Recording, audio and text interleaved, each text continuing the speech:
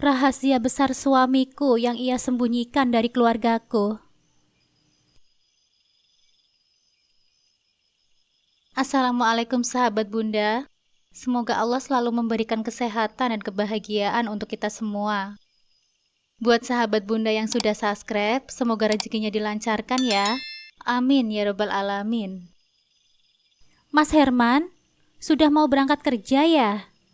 Suamiku Nizam yang baru saja pulang dari menggarap sawah milik Pak RT, menyapa suami dari kakak pertamaku dengan ramah. Keringat masih membasahi pelipisnya. Baju yang dipakainya pun nampak sedikit kotor karena tanah. Namun senyum di wajahnya tetap tulus. Mas Herman yang sudah mengenakan kemeja rapi dan sepatu kerjanya hanya melirik sekilas. Ia berdiri tegak, mengangkat dagunya sedikit, seolah ingin menunjukkan superioritasnya. "Kamu tidak lihat? Belum buta kan?" ucapnya dengan nada dingin. Tatapannya menusuk, penuh ejekan. Ia berjalan santai menuju motornya, tanpa sedikit pun membalas senyuman suamiku. Mas Nizam hanya menghela nafas, sementara aku yang sedang menyiram bunga di halaman mulai merasa tidak nyaman. Aku tahu, setelah ini pasti akan ada kata-kata yang lebih menusuk. "Lagian gak usah tanya-tanya segala. Sudah jelas Herman itu kerja dari Senin sampai Sabtu. Bukan seperti kamu, yang kerja tiap hari tapi hasilnya gak ada." Suara ibuku menyahut dari dalam rumah. Nada bicaranya tajam, membuat hatiku mencelos. Tidak lama kemudian, ibu keluar dari rumah dengan wajah sinis. Aku menatapnya sekilas, berharap ia tidak melanjutkan omongannya. Tapi harapanku sia-sia. "Iya, mending habis dari sawah langsung mandi. Jangan sampai bau keringatmu merusak aroma parfum mahal suamiku," sindir Mbak Windah, kakak pertamaku, dengan senyum miring yang sangat menyebalkan. Matanya melirik suamiku dari ujung kepala sampai ujung kaki, penuh penghinaan. Aku menelan ludah, berusaha menahan emosi. Tapi saat Mbak Winda tertawa kecil dan menatapku dengan penuh kemenangan, aku tidak bisa diam saja. "Apa kalian lupa? Siapa yang selama ini beli beras dan kebutuhan dapur untuk kalian makan?" Suaraku sedikit bergetar, bukan karena takut, tetapi karena menahan kesal yang mulai memuncak. Mbak Winda mendengus pelan. "Alah, ngapain dihitung-hitung segala? Wajar dong kalian ikut keluar biaya. Kalian kan cuma numpang di rumah ini."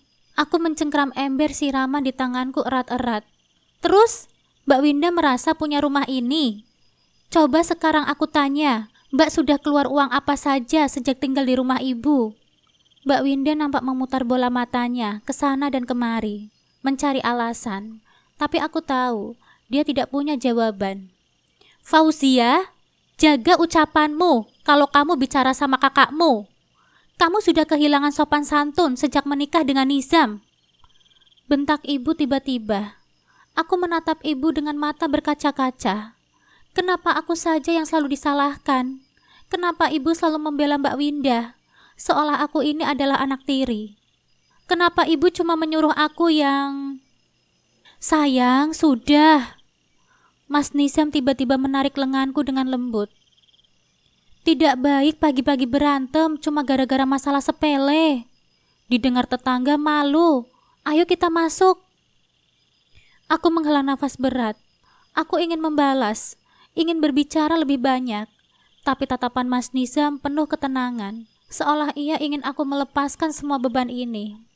Saat aku dan Mas Nizam baru hendak masuk ke dalam rumah, suara Mas Herman terdengar lagi. Kali ini lebih lantang.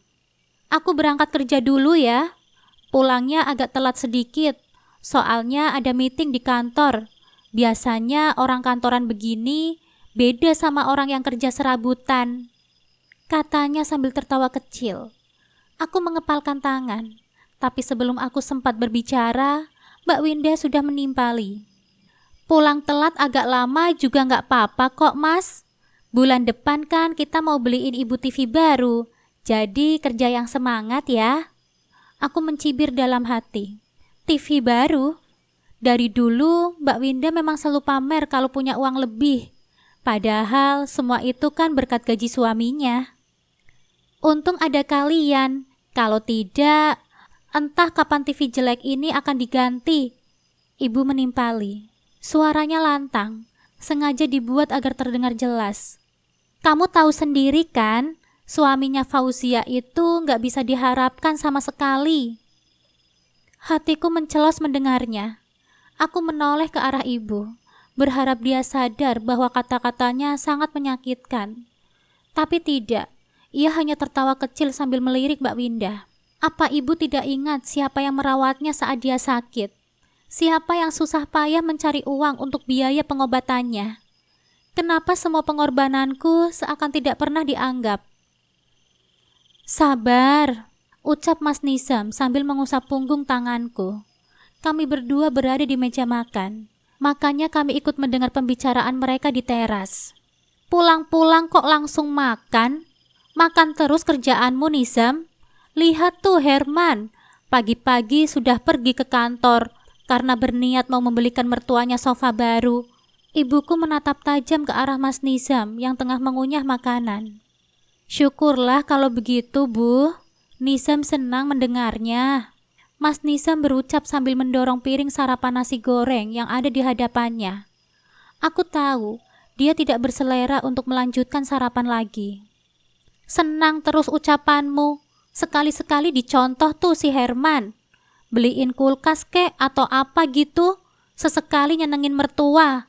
Sungut ibu sambil menyendokkan nasi goreng ke dalam piringnya. Apa ibu tidak sadar berkata seperti itu? Nasi dan apa yang di atas meja ini hasil dari keringat suamiku yang menggarap sawah milik tetangga di tengah malam buta. Aku hanya bisa menjawab dalam hati. Rasanya tidak tahan lagi untuk sabar dengan perkataan ibu yang menyakitkan hati suamiku itu. Kupandangi suamiku yang hanya tersenyum menanggapi omelan ibuku. Hahaha, ibu ini ada-ada saja. Minimal mikir dulu sebelum berbicara. Mana mungkin Nisa membelikan kulkas untuk ibu, beli daster yang baru untuk Fauzia saja tidak bisa. Bisa saja, Mbak, kalau kami pergi dari rumah ini. Fauzia, menjawab saja kerjaanmu. Apa kamu mau ingkari janji kepada almarhum bapakmu yang meminta kamu untuk menjaga ibu? Mau pergi kemana kamu? Hah? Ibu emosi dengan mata yang melotot tajam menatapku. Sekarang kan sudah ada Mbak Winda yang menjaga ibu. Untuk apa ada kami di sini? Anggap saja Fauzia sudah ingkar janji kepada almarhum bapak. Ucapku dengan nada setenang mungkin. Kupandangi Mas Nizam yang hanya menatapku tanpa ekspresi. Kalau dulu aku berbicara ingin pergi dari rumah ini, Mas Nizam pasti akan menggeleng-geleng cepat. Mungkin suamiku sudah merasakan bosan melihat sikap ibuku yang semakin hari semakin menjadi. Semenjak Mbak Winda pindah ke rumah ini, karena rumah lamanya sudah dijual untuk membayar hutang. Hutang apapun aku tidak tahu. Pergilah, jangan anggap aku ini ibumu setelah kakimu keluar di rumah ini. Sergah ibu murka. Baiklah, Bu, aku dan suamiku akan pergi hari ini juga. Ucapku sambil berdiri dari dudukku. Fauzia, kamu beneran ingin meninggalkan ibu? Kenapa kamu menjadi anak yang durhaka sekarang? Suara ibu seketika melunak saat aku sama sekali tidak keberatan untuk pergi dari rumah ini dan tidak menganggapnya ibu sesuai ucapannya tadi. Kamu sudah gila ya, Fauzia? Kamu rela meninggalkan ibu untuk pergi bersama orang itu? Mbak Winda berujar sambil melempar pandangan sinis pada suamiku. Dia suamiku, Mbak, bukan orang lain. Ayo Mas, kita berkemas dan pergi dari sini. Ucapku dan mengajak Mas Nizam untuk pergi berkemas. Fauzia? Sudah, Bu, biarkan saja Fauzia pergi dari sini. Kita lihat saja nanti. Dia dan suaminya itu pasti akan kembali lagi ke sini, karena Winda pernah melihat rumahnya yang lama sudah hampir roboh. Ucap Mbak Winda saat ibu ingin mencegahku melangkah. Pergilah sekarang dan jangan kembali lagi. Usir Mbak Winda yang menatapku tajam. Tapi Winda, tidak ada tapi-tapian, Bu. Mulai sekarang, aku yang akan menjaga ibu di sini. Biarkan Fauzia pergi dari rumah ini Dengan begitu, beban di rumah ini akan berkurang. Potong Mbak Winda, padahal dia yang menjadi beban kami selama dia tinggal di sini. Aku tahu kekhawatiran ibuku saat ini.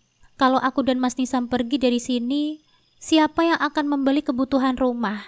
Selama ini Mbak Winda tidak pernah membantu dalam hal apapun, dengan alasan uangnya habis untuk membayar cicilan motor dan bayar hutang. Aku mempunyai 2 saudara, 1 laki-laki dan 1 perempuan. Aku adalah anak paling bungsu. Masing-masing sudah menikah, dan Bang Usman, kakak keduaku, tinggal di luar kota ikut dengan istrinya.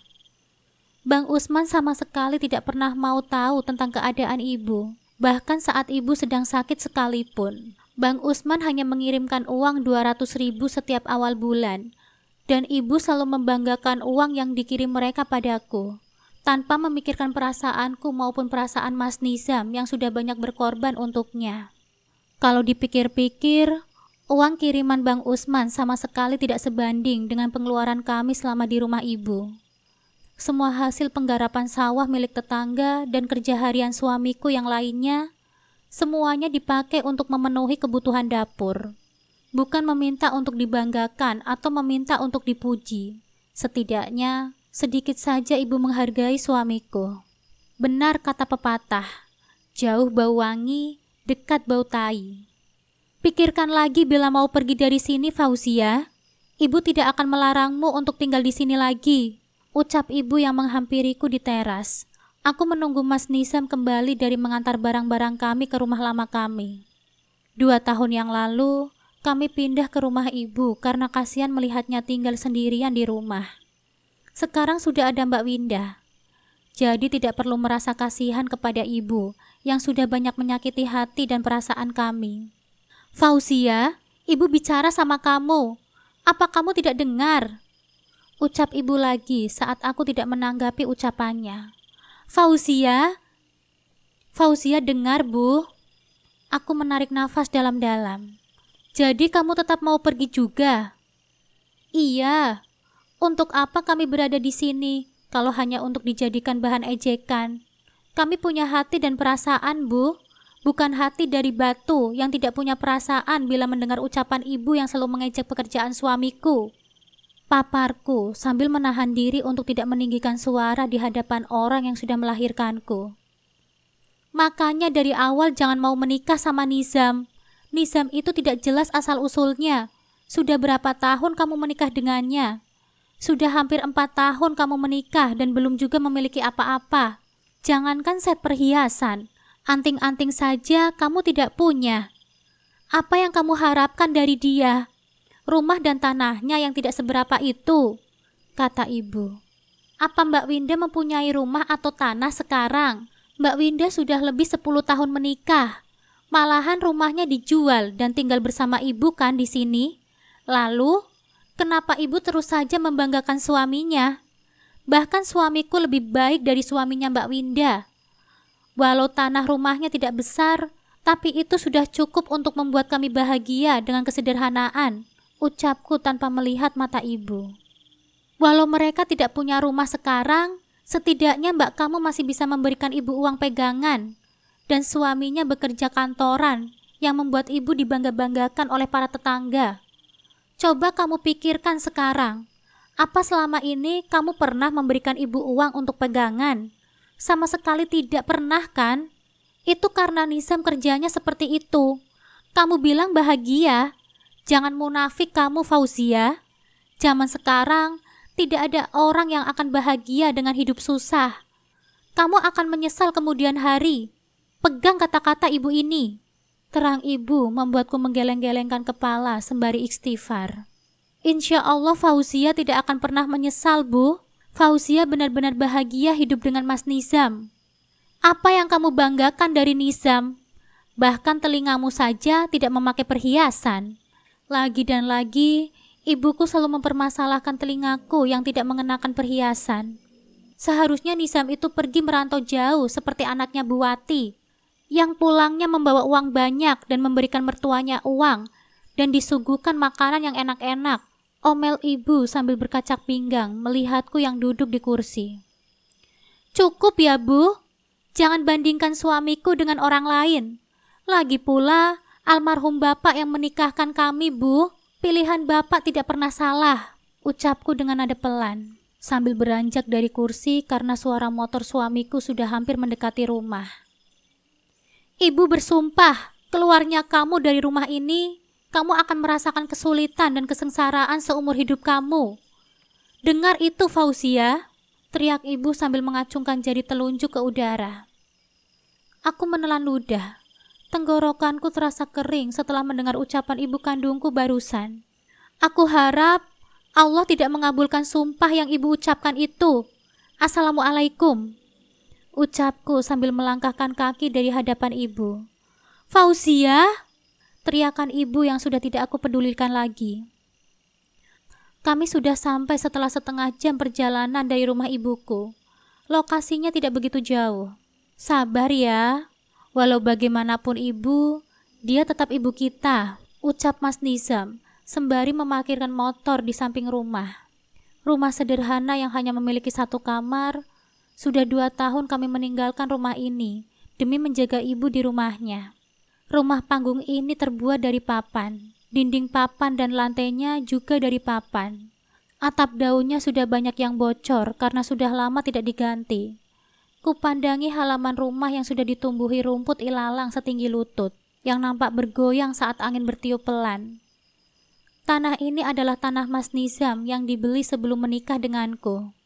Setelah menikah denganku, kami membangun rumah sederhana. Kami menikah tanpa dihadiri keluarga suamiku, karena saat itu Mas Nizam bilang keluarganya sedang berada di luar pulau dan tidak bisa datang karena keterbatasan uang.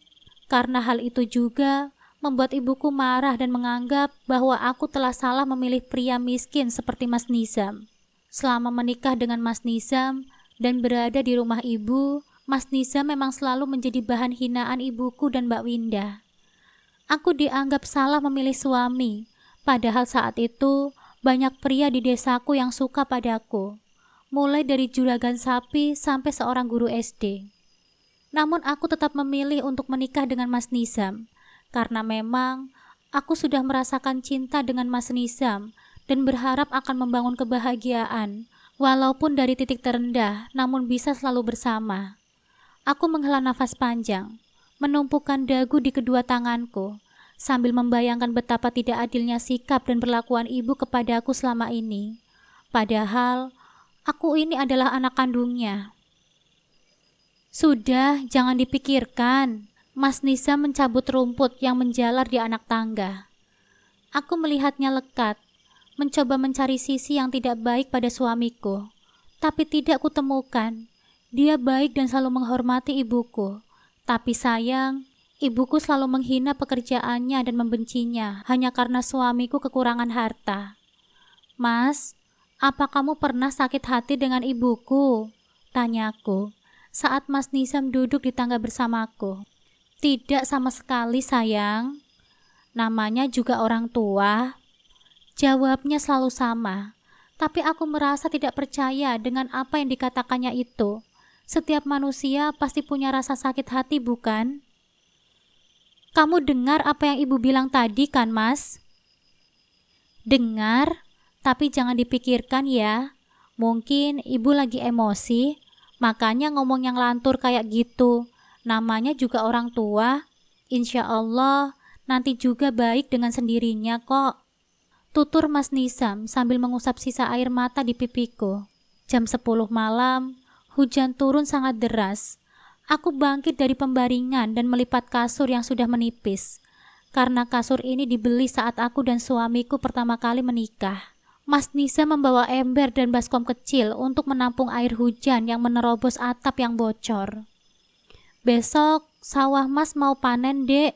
Hasil dari bagian uangnya Mas belikan atap daun dulu ya, ucapnya sambil meletakkan baskom di tengah-tengah air yang menetes dari langit-langit atap. Gak usah, Mas. Aku punya tabungan. Sebentar ya. Aku beringsut meraih tas ransel yang berisi pakaian. Pakaian yang belum sempat kususun ke dalam lemari plastik yang warnanya hampir pudar. Banyak juga tabungannya. Pintar sekali istriku menabung. puji suamiku saat aku menyerahkan uang 500.000 padanya. Alhamdulillah, sebelum musim hujan, aku sudah menyimpan uang sedikit demi sedikit saat musim panas dan masih ada lagi sedikit untuk membeli kebutuhan dapur. Ucapku seraya memberikan seulas senyum manis kepadanya.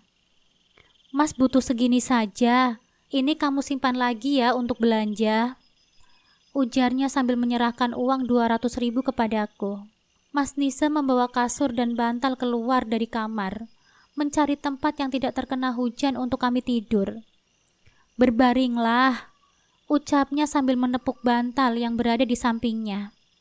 Aku berbaring di bawah ketiaknya.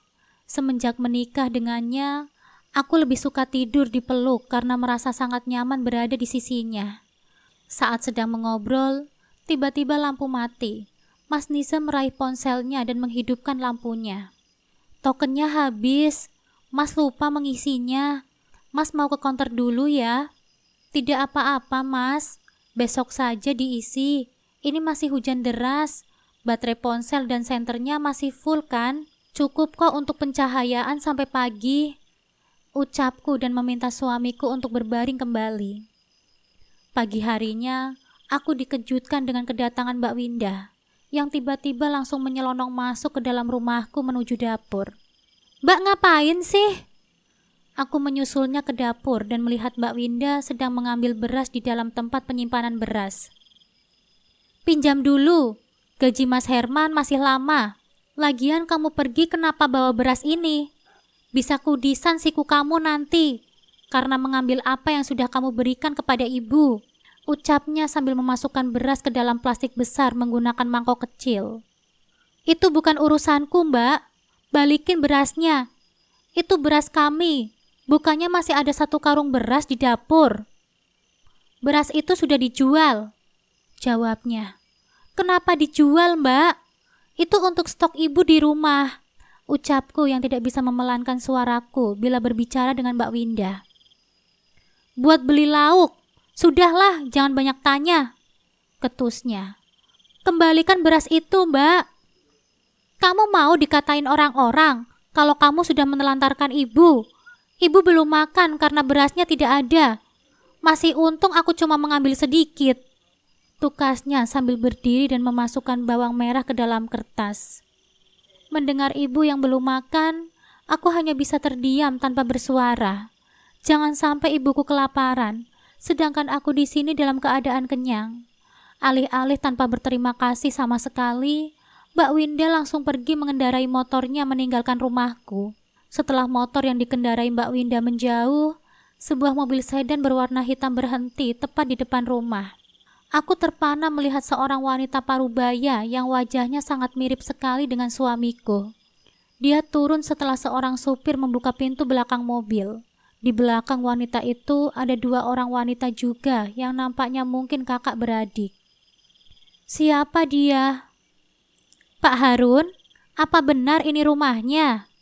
Kita salah alamat kali. Masa adikku tinggal di rumah yang mirip kandang kambing begini? Dek, jantungku berdetak lebih cepat saat mendengar ucapan seorang wanita yang berdiri di samping wanita parubaya itu. Mungkin wanita parubaya itu adalah ibunya.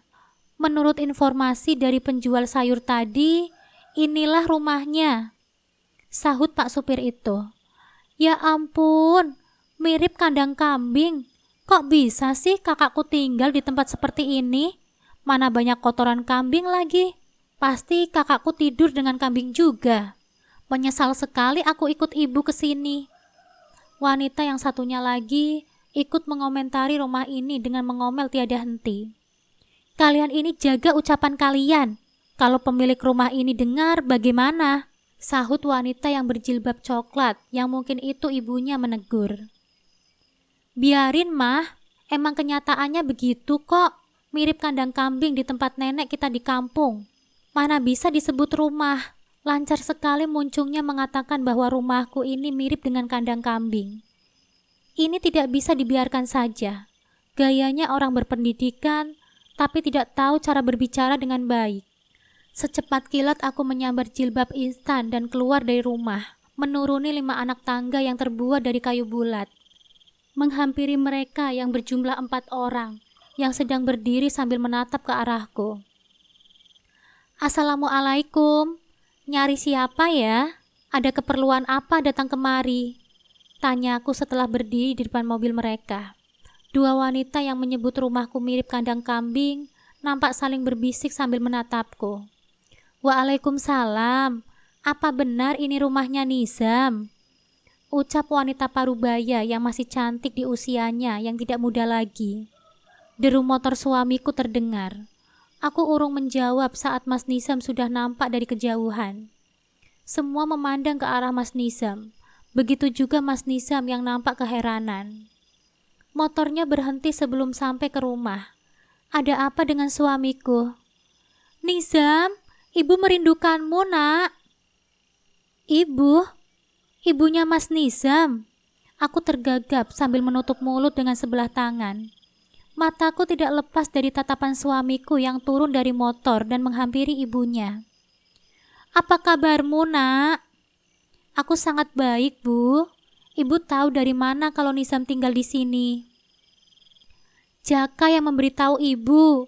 Kamu sering menelpon dia kan? Tapi kamu tidak pernah menelpon ibu. Maafkan Nizam, Bu. Nizam hanya menuruti perintah yang ibu berikan. Ibu yang menyuruh Nizam untuk tidak menghubungi ibu kalau Nizam belum bisa mandiri dan sukses dengan kemampuan Nizam sendiri. Jadi, kalau ibumu menyuruhmu terjun dari tebing, kamu mau menurutinya juga?" "Nizam akan menuruti ibu juga, karena Nizam tahu ibu tidak mungkin menyuruh Nizam untuk melakukan itu."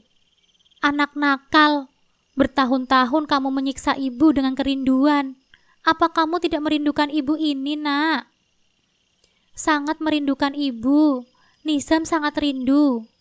Tidak sengaja aku meneteskan air mata saat menyaksikan suamiku kembali memeluk ibunya dengan tangis yang berderai dari keduanya. "Dia istriku, Bu. Fauzia namanya," ucap suamiku sambil menunjuk ke arahku. Tanpa dipersilahkan untuk datang mendekat, aku pun menghampiri, kuraih tangan ibu mertuaku dan menciumnya takzim. Kepalaku yang sudah tertutup jilbab instan terasa diusap oleh tangan ibunya Mas Nizam. "Apa wanita ini yang membuatmu menuruti perintah ibu? Wanita ini sudah berhasil membuat ibumu tersiksa menahan kerinduan terhadap anaknya," kata ibu mertuaku sambil menatapku dengan tatapan dingin. "Bu, pulanglah Nizam, ini bukan tempatmu. Pulanglah bersama ibu," potong ibu mertuaku saat Mas Nizam ingin berbicara. Mas Nizam memandang wajahku, kemudian menggenggam tanganku dengan erat. "Nizam bukan anak kecil lagi, Bu. Nizam sudah mempunyai istri, dan sebentar lagi Nizam juga akan mempunyai anak," ucap Mas Nizam membuatku sedikit terkejut mendengarnya.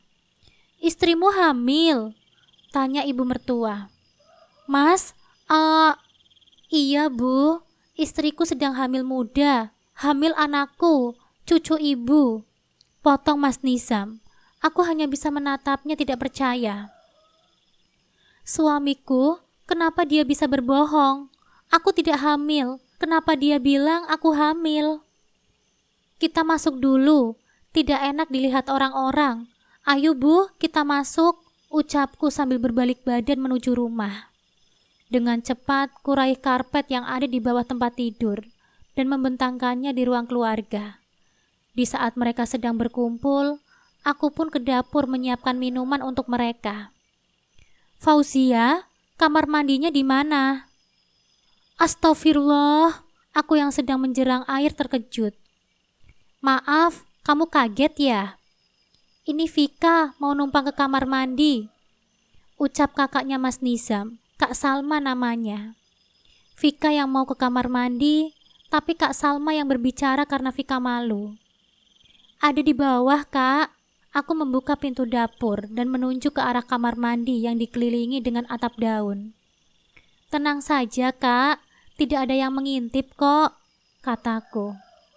"Yakin tidak ada yang ngintip? Itu kamar mandinya kok modelannya begitu. Beda 100% dari kamar mandi yang ada di rumahku," ucap Vika. "Aku temenin ya, ayo." ajak Kak Salma. Vika ini ternyata adiknya Mas Nizam. Pantas saja dia terlihat sangat manja, beda sekali dengan Mbak Salma. Tapi mungkin aku belum terbiasa juga. Jadi mereka tidak enak hati saat kakak dan adik iparku berkunjung ke sini. Tidak usah, kebeletnya sudah hilang, ucap Vika dan kembali ke depan. Santai saja Fauzia, Vika memang seperti itu, tapi aslinya dia baik kok. Kamu bikin apa? Kak Salma tersenyum sambil melihat ke arahku yang sedang memegang sendok dan tempat gula. Mau bikin teh, Kak? Jawabku. Gulanya sedikit saja, karena kami semua kurang suka yang manis-manis, karena kami sudah manis. Kelakarnya membuatku tersenyum menanggapi. Kak Salma lalu membantuku menata gelas dan termos berisi air teh ke dalam nampan, lalu membawanya ke depan. Aku pun menyalin kue basah yang dibeli Mas Nizam ke dalam piring dan membawanya ke depan. Ibu prihatin melihat kondisi rumahmu seperti ini, Nizam. Bisa ibu bayangkan saat cucu ibu lahir dan jatuh ke bawah tangga. Bisa bahaya cucu ibu. Bergetar tanganku saat mendengar ucapan ibu mertuaku. Tidak, sebelum ibu mertuaku membayangkan hal ini, yang tidak seharusnya dia bayangkan. Aku harus segera meminta Mas Nizam untuk jujur. Lebih baik jujur walau pada akhirnya hal yang menyakitkan yang harus diterima. Daripada terus berbohong untuk kebahagiaan sesaat. Dapat kubayangkan betapa terlukanya hati ibu mertuaku saat kebohongan ini terus berlanjut. Sebelum terlalu larut, biarkan ku minta suamiku untuk jujur saja. Mas, bisa kita ke kamar sebentar? Aku mau ngomong sebentar sama kamu, ucapku. Ibu mertuaku memandangku heran. Aku mempersilahkan mereka untuk menikmati teh dan kuah yang sudah kusuguhkan. Ada apa sayang? Setibanya di kamar, Mas Nizam bertanya dengan volume suara yang sangat kecil. Jarak dari kamar ke ruang tamu hanya beberapa langkah, jadi bisa didengar kalau kami berbicara dengan suara besar. Jujur saja Mas, aku tidak suka kalau kamu berbohong tentang kehamilan yang kamu katakan itu. Berbohong? Aku tidak sedang berbohong sayang. Kamu itu kan beneran hamil, ucap Mas Nizam membuatku menghela nafas panjang. Aku sudah mengeceknya, dan kamu juga melihat hasilnya kan? Kataku sambil duduk. Aku mengusap wajah seraya beristighfar. Secara tidak langsung, suamiku sudah membuat hatiku sedih. Hampir 4 tahun penantian buah hati, garis 2 tidak kunjung datang. Entah sudah berapa banyak alat tes kehamilan yang habis terbuang sia-sia. Mas Nizam nampak sibuk mencari sesuatu di dalam saku celananya. Nyari apa kamu, Mas? Ini, coba lihat ini, ucapnya dengan senyum yang merekah. Aku berdiri dan ikut melihat tespek di tangannya. 2 garis merah, Mas, ucapku spontan dengan suara keras. Iya, kamu sih buru-buru membuangnya. Mas nemu dan Mas simpan, tapi kelupaan mau ngasih tahu ke kamu. Aku hamil, Mas. Aku kesenangan dan memeluknya erat. Jantungku berdebar-debar sangat cepat. Inikah yang dirasakan oleh wanita-wanita yang sedang berada di luar sana? Rasa bahagia dan terharu saat mengetahui kalau dirinya sedang hamil. Saat aku sedang merasakan kebahagiaan karena aku akhirnya hamil, suara teriakan keras memecahkan keheningan saat itu. Fauzia, anak tidak tahu terima kasih. Keluar kamu! Astagfirullah, ucapku saat mendengar suara ibuku berteriak. Apa yang membuat ibu marah? Ayo, kita keluar, ajak Mas Nizam. Kamu kalau mau pergi, pergi saja, tapi jangan membawa beras ibu. Kembalikan berasnya, hardik ibuku saat aku sudah berdiri di hadapannya. Aku menoleh ke belakang dan melihat ibu mertuaku, kakak dan adik iparku yang melihat ke arahku dan ibu. Aku tidak tahu apa tanggapan mereka sekarang terhadap ibuku.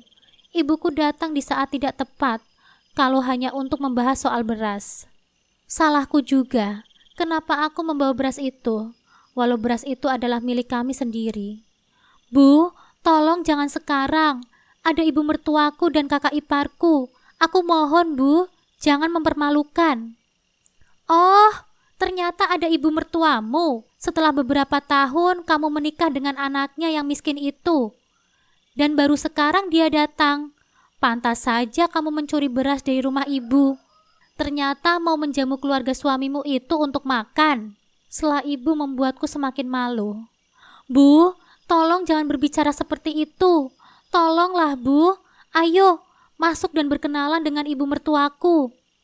Pintaku, memohon dengan tatapan mengibah, berharap ibuku bisa mengerti situasi saat ini. Aku tidak mau keluarga suamiku tersinggung dengan sikap ataupun ucapan ibu. Tintin. Mbak Winda yang berada di atas motor menekan klaksonnya berulang kali. Dia terus mendesak agar aku cepat memberikan ibu beras. Bawa ke sini beras yang kamu ambil dari rumah ibu. Kalau kamu tidak mau malu di hadapan keluarga suamimu. Apa kamu mau ibu dipermalukan suamimu karena tidak becus dalam mencukupi kebutuhanmu, sehingga kamu mengambil beras ibu? Tekan ibu sambil menatapku tajam. Tapi itu beras milik kami, Bu. Mas Nizam baru membelinya seminggu yang lalu. Dan bukankah masih ada sekantong lagi di rumah ibu? Oh, jadi kamu mau malu? Baik, Bu. Akan ku minta Mas Nizam untuk membawa berasnya. Cegahku saat ibu mau melangkah masuk ke dalam rumah. Kalau masuk ke dalam rumah, ingin berbicara dengan baik-baik, tentu saja aku tidak akan mencegahnya. Saat aku berbalik badan, ibu mertuaku turun dari tangga. Bu, kenapa turun? Masuk lagi, Bu, ucapku. Itu ibu kamu? Tanya ibu mertuaku. Aku melihat ke arah ibuku yang langsung membuang pandangan ke arah lain. Ya Allah, kenapa ibuku tidak bisa bersikap baik dan ramah kepada besannya? Iya, Bu, jawabku. Bu Besan, ayo masuk. Kita bicara di dalam rumah sambil minum teh. Tawar ibu mertuaku. Di luar dugaanku, ternyata ibu mertuaku sangat ramah. Syukurlah, mungkin ibu mertuaku tidak mendengar apa yang sudah ibuku katakan. Tidak perlu. Di rumah saya juga banyak teh. Jangan sok akrab. Ketus ibuku tanpa melihat ke arah ibu mertuaku. Ibu, lirihku, pilu sekali hatiku melihat sikap ibuku ini. Lalu Besan kesini ada keperluan apa ya? Kalau tidak mau masuk? Tanya ibu mertuaku. Walau ibuku berucap ketus, ibu mertuaku masih bisa berbicara dengan nada rendah. Kamu dengar baik-baik ya, anakmu itu sudah membawa anakku hidup susah setelah menikah dengannya. Dia hidup menumpang di rumahku selama 2 tahun. Tapi tanpa berterima kasih, anakmu itu malah menyuruh anakku sendiri untuk menjadi maling di rumahku. Ibu, selama 2 tahun menumpang, tapi dia tidak pernah memberikan uang untuk ibu mertuanya. Dia tidak bisa mencontohi menantuku yang lainnya, yang selalu memberikan uang untuk jajan ibu mertuanya. Memberi 50.000 pun tidak pernah. Memang dasar menantu miskin. Ibuku terus berbicara dan menghina Mas Nizam, tanpa memberikan kesempatan sedikit pun untukku berbicara. Kupandangi kakak dan adik iparku yang hanya melihat dari jendela rumah. Aku sangat malu melihatnya. Mas, ambilkan beras yang ada di dapur. Bawa semuanya dan berikan kepada ibu. Kita memang hidup miskin. Tapi kamu tidak pernah mengajariku untuk mencuri di rumah ibu. Ucapku seraya melihat ke arah ibuku yang nampak tersenyum miring. Ibu mertuaku hanya melihatku sekilas. Entah apa yang ibu mertuaku pikirkan tentangku. Yang jelas, ibu mertuaku pasti merasakan kecewa karena anak kesayangannya ternyata mendapatkan perlakuan yang tidak baik dari ibuku. Mas Nizam sudah kembali dengan karung beras 25 kilo yang sudah berkurang sedikit. Mbak Winda memanggil dan menyuruhnya untuk meletakkan beras itu di atas motor. Besan, apa begini sikapmu terhadap setiap anak dan menantumu yang tidak memberikanmu uang? Ibu mertuaku bertanya saat kaki ibuku ingin melangkah pergi. Hanya kepada mereka berdua, karena mereka berdua sangat jauh dari kata berbakti kepada orang tua. Makanya anak laki-laki itu harus disekolahkan tinggi-tinggi biar dapat pekerjaan kantoran dan tidak seenaknya menikahi anak orang dan membawanya hidup susah. Anak dan menantu saya yang lainnya selalu berbakti kepada saya. Setiap bulan selalu mengirimkan uang.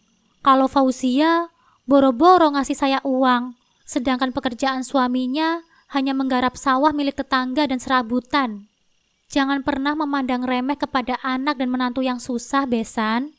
Mereka berdua memang susah, tapi apakah selama 2 tahun tinggal bersama Besan, anak dan menantuku tidak pernah mengeluarkan uang ataupun tenaga? Misalnya, di saat Besan sakit, apa mereka berdua membiarkannya begitu saja? Ucap ibu mertuaku. Aku terharu mendengarnya. Mungkin tadi Mas Nizam sudah sempat bercerita tentang ibunya selama ini. Ya Allah, seandainya ibuku mempunyai pemikiran seperti ibu mertuaku. Ya, mereka pernah merawatku, pernah membeli kebutuhan dapur walau hanya sedikit. Tapi anggaplah itu sebagai bayaran karena mereka menumpang hidup di rumahku. Balas ibuku dan berlalu menuju motor. Itu ibu kandung kamu atau ibu tiri? Ucap ibu mertuaku setelah motor yang dikendarai Mbak Winda menghilang dari pandangan. Aku menghela nafas. Ibu kandung saya, Bu. Saya minta maaf atas nama ibu saya. Maaf karena sikapnya membuat ibu merasa sakit hati, kataku sambil menunduk. Sayang, jangan bersedih. Tidak apa-apa kok. Ibuku sudah terbiasa menghadapi situasi seperti tadi. Di tempat tinggal ibuku juga banyak orang-orang yang bersikap seperti itu. Aku mendongak menatap Mas Nizam. Ibuku nyebelin, Mas. Tidak kok. Maksudku, tidak apa-apa, Mas. Ibuku memang nyebelin. Potongku cepat. Suamiku merasa tidak enak hati saat aku menanyakan hal itu. Untuk pertama kalinya, suamiku menyebut ibuku nyebelin. Ya, ibuku memang nyebelin. Pak Harun kemana sih? Ibu mertuaku nampak menelpon seseorang, namun tidak kunjung dijawab oleh pemilik nomor telepon itu. Nelpon siapa, Bu? Pak Harun. Ibu mertuaku menjawab pertanyaan Mas Nizam dengan nada ketus. Raut kekesalan di wajah ibu mertuaku sangat jelas terlihat. Ini semua karena ibuku. Saat ibu mertuaku hendak pulang, tidak disangka ternyata ibuku datang lagi. Aku menghela nafas panjang, bertanya-tanya dalam hati. Apalagi yang mereka inginkan? Apalagi yang diinginkan dariku? Tapi kali ini, dia tidak lagi datang sendirian. Dia membawa Mas Herman bersamanya. Untuk apa? Apa dia belum puas menghinaku di depan ibu mertuaku? Fauzia? Fauzia! Suara ibu menggelegar, membuat ibu mertuaku dan iparku yang hendak pulang terkejut. Bahkan aku yang sudah terbiasa mendengar suara kerasnya pun tetap terlonjat kaget. Iya, Bu, ada apa? Tanyaku pelan, berusaha menahan diri agar tidak memancing keributan lagi. Mana tadi mertuamu yang sok nasehatin itu?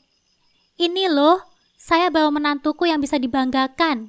Gak kayak anakmu itu, kata ibuku dengan penuh keangkuhan, sambil menunjuk Mas Herman dengan dagunya. Mas Herman memang dikenal dengan sikap sombongnya tersenyum miring. Oh, ini ya, Bu, ibunya menantu miskin itu, tapi gayanya sok kayak begitu, ujarnya dengan nada meremehkan. Aku mengepalkan tangan, menahan kemarahan yang hampir meledak. Sudah cukup, Bu, aku mohon. Jangan hina suamiku lagi. Bukankah kami sudah tidak mengganggu ibu lagi? Aku mencoba berbicara sehalus mungkin, meskipun dadaku sudah terasa sesak oleh amarah. Iya, tapi ibu ingin memberitahu saja pada mertuamu itu, bahwa mereka itu tidak ada apa-apanya dibandingkan kita. Apalagi jika suamimu dibandingkan dengan Herman, sangat jauh berbeda. Ibuku terus saja melanjutkan ocehannya dengan penuh kebanggaan kepada Mas Herman. Heh, nenek tua, jangan sembarangan bicara ya. Kakakku itu... Vika adik iparku hendak membela, tapi mulutnya buru-buru ditutup oleh Mbak Salma agar tidak memperkeruh suasana. Ngomong apa kamu? Bocah bau kencur, sok-sokan mau membela kakakmu yang miskin itu. Padahal kalian di sini juga mau mengemis kan? Kata ibuku dengan nada tajam. Aku menghela nafas. Aku sudah lelah. Aku hanya ingin hidup tenang bersama suamiku. Namun ibu mertuaku yang sejak tadi hanya diam saja akhirnya bersuara.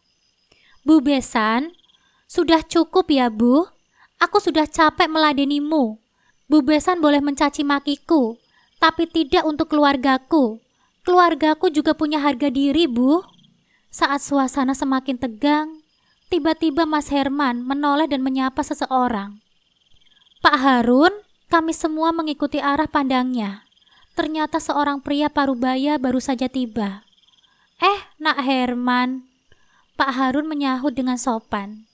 Kamu kenal Herman dengan orang itu? Tanya ibuku dengan nada curiga. Kenal lah Bu, dia itu kan supir pribadi pemilik perusahaan di kantor tempatku bekerja. Jawab Mas Herman dengan penuh percaya diri. Apa? Supir pribadi pemilik perusahaan? Jadi, batinku mulai kacau. Ada sesuatu yang tidak beres di sini. Memangnya Pak Harun kesini mau apa, Pak? Tanya Mas Herman. Kali ini suaranya terdengar lebih pelan, seperti ada kecemasan yang dia coba sembunyikan. Aku melihat ibu mertuaku tersenyum, sementara Vika nampak hendak tertawa namun berusaha menahannya. Aku semakin tidak mengerti apa yang sebenarnya terjadi. Ini Nak Herman, saya mau menjemput Ibu Kamelia. Jawab Pak Harun dengan sopan. Apa? Ibu Kamelia ada di sini? Kamu kenapa, Mas? Kok kamu panik begitu? Tanya Mbak Winda, istrinya. Mas Herman menelan ludah. Ibu Kamelia itu pemilik perusahaan tempatku bekerja. Orangnya sangat baik, tapi tidak pernah mau muncul di publik. Bahkan orang-orang kantor pun belum pernah ada yang bertemu dengannya. Karena urusan perusahaan, dia serahkan semua ke orang kepercayaannya. Mbak Winda hanya berdecak kagum. Sementara Mas Herman, yang masih belum percaya, kembali bertanya kepada Pak Harun dengan nada sedikit bergetar.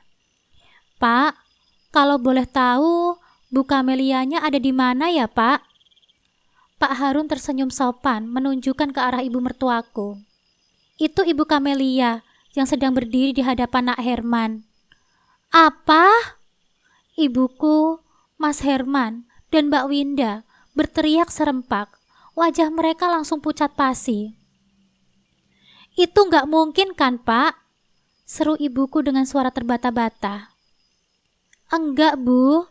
Apa yang dikatakan Pak Harun semuanya benar. Ibu mertuaku akhirnya angkat bicara. Ya, aku ini Kamelia, pemilik perusahaan Jayawipa Korporasi. Itu adalah perusahaan milik almarhum suamiku.